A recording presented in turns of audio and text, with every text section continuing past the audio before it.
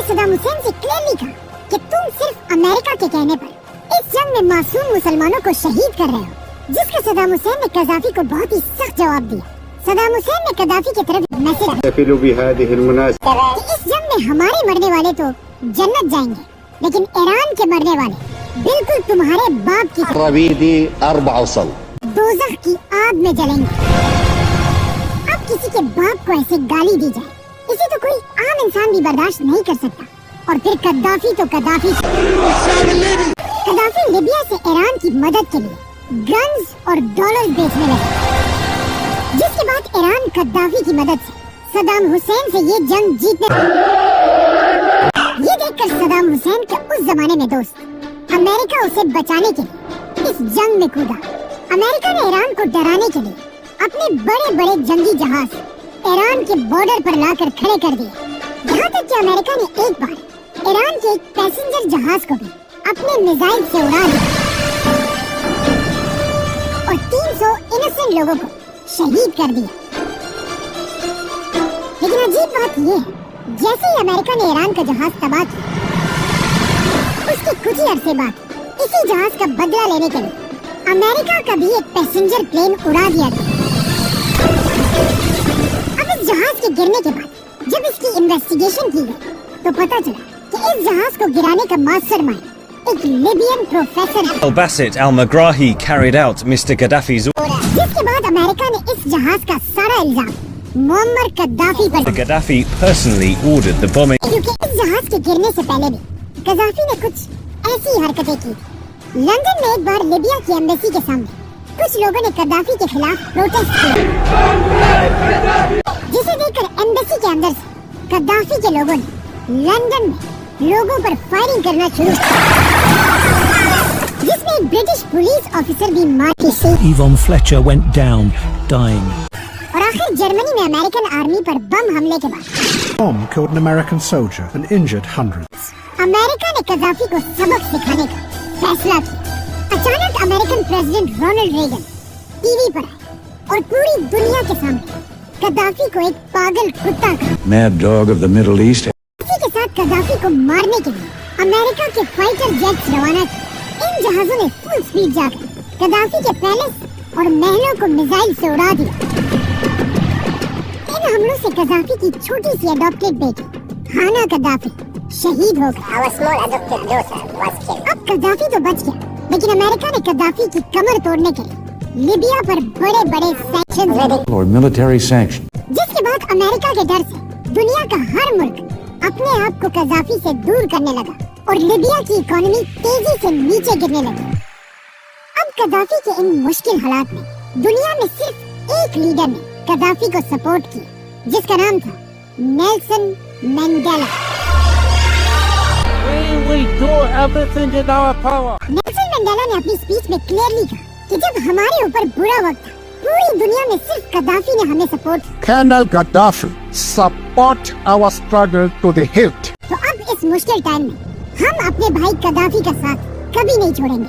Gaddafi और Mandela एक दूसरे के इतने करीब थे कि नेल्सन मंडेला ने अपने नवासे का नाम जोंडुआ कद्दाफी मंडेला रखा।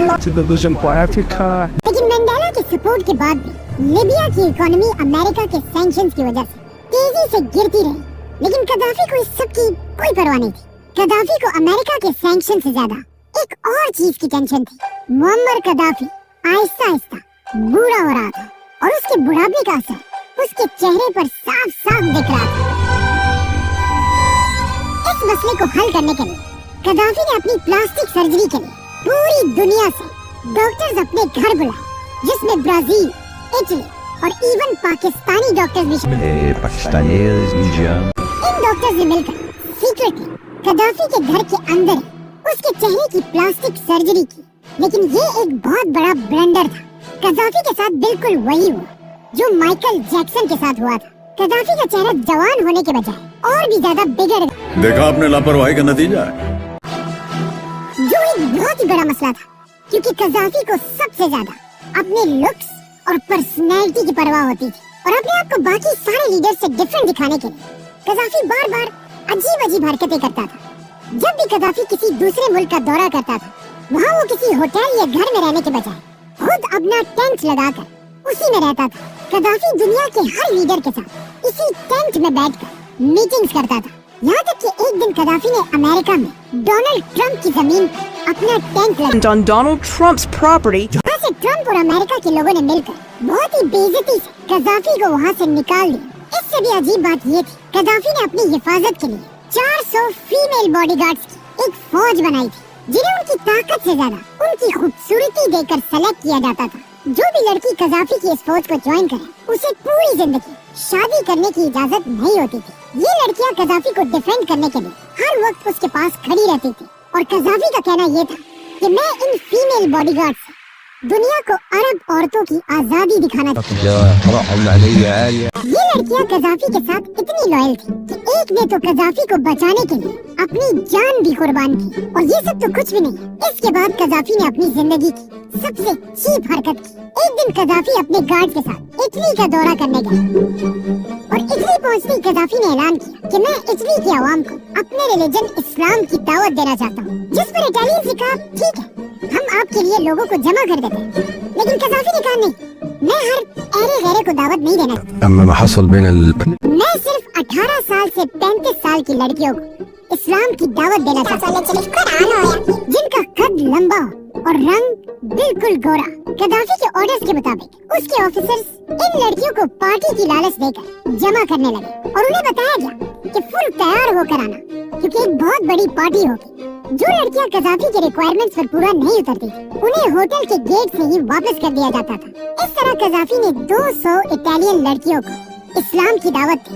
कदाफी की इस हरकत के बाद पूरे यूरोप में लोग सिर्फ कदाफी का ही नहीं बल्कि इस्लाम का भी मजाक उड़ाने लगे और मुसलमान लीडर्स पर लोग दुनिया में हंसने लगे। कदाफी की इन्हीं चीप और बेशर्म हरकतों को देखकर अमेरिका में कदाफी की लाइफ पर एक बहुत ही फेमस फिल्म बनाई गई, the dictator.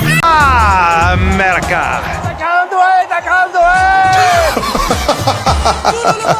What is the question? What is the question? ये तो कदाफी की पर्सनल लाइफ थी, लेकिन अब भी अमेरिका के सैंक्शंस की वजह से कदाफी का लिबिया बिल्कुल टूट चुका था। लेकिन कदाफी अकेला नहीं था जिस पर अमेरिका ने सैंक्शंस लगाए। Unilateral sanctions. कदाफी से भी ज्यादा खतरनाक सैंक्शन अमेरिका ने एक दूसरे लीडर सद्दाम हुसैन पर लगाए, क्योंकि अमेरिका कदाफी से ज्यादा सद्दाम की ताकत से डरता था।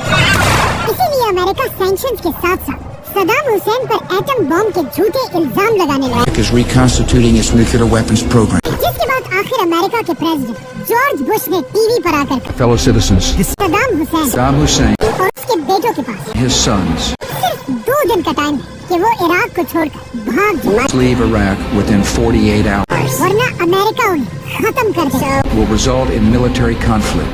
जब सद्दाम इराक को छोड़कर नहीं भागा, अमेरिका ने अपनी पूरी ताकत के साथ इराक पर हमला किया।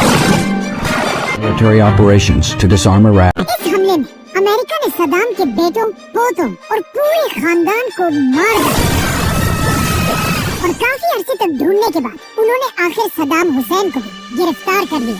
जैसे ही अमेरिका ने सद्दाम हुसैन को गिरफ्तार किया, Saddam Hussein and his criminal regime will not return. पूरी दुनिया ने अमेरिका के डर से सद्दाम का साथ छोड़ दिया।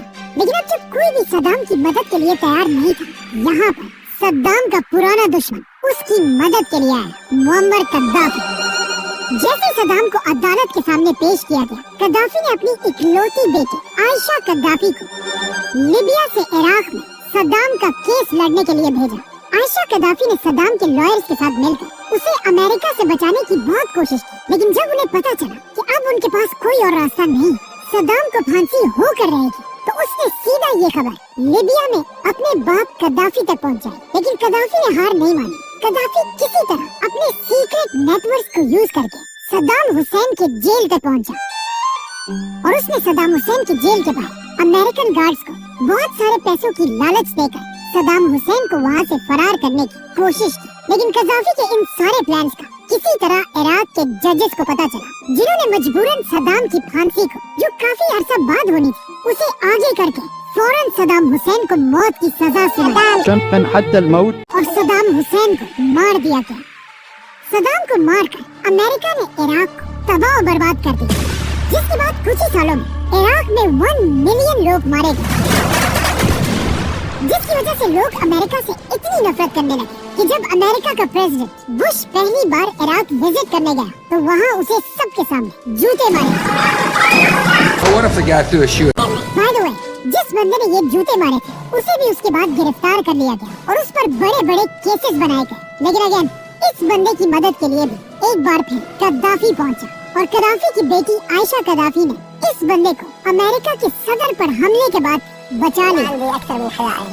अब सदाम पर तो अमेरिका ने एटम बम के झूठे बहाने बनाकर हमला किया, लेकिन सदाम पर हमले के कुछ ही अरसे बाद एक बहुत ही अजीब वाकया हुआ। दुबई से एक बहुत बड़ी कार्गो शिप लीबिया की तरफ बढ़ रही थी। अमेरिका को किसी तरह खबर मिली कि ये शिप कोई आम शिप नहीं बल्कि इसमें एटम बम बनाने के 1000 ट्यूब्स पड़े हुए हैं। इसीलिए इस शिप के लीबिया पहुंचने से पहले अमेरिका ने इसे इटली के पोर्ट के करीब रोक लिया और इसके अंदर एटम बम के सारे कंटेनर्स रोक लिए।